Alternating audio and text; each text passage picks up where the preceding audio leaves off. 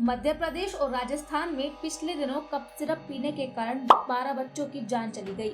जान जाने के पीछे की वजह कप सिरप को बताया गया।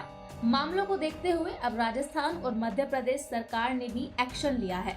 राजस्थान सरकार ने केसर्स फार्मा जयपुर की सभी 19 दवाओं के वितरण पर रोक लगा दी है। आपको बता दें कि कप सिरप से बच्चों की संदिग्ध मौतों और घटिया दवाओं के सामने आने के बाद कार्रवाई करते हुए राज्य के ड्रग कंट्रोलर राजाराम शर्मा को भी सस्पेंड कर दिया गया है।